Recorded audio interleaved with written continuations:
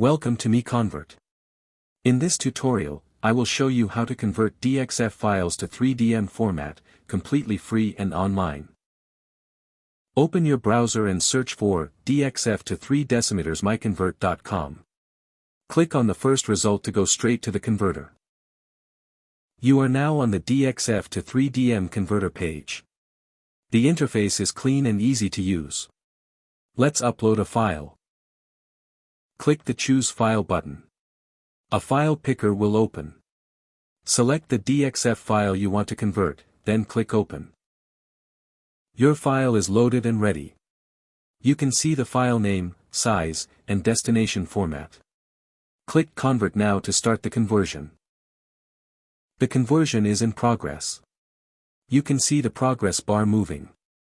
This usually takes just a few seconds. Done. Your file has been successfully converted. Click Download to save the 3DM file to your computer. That's it.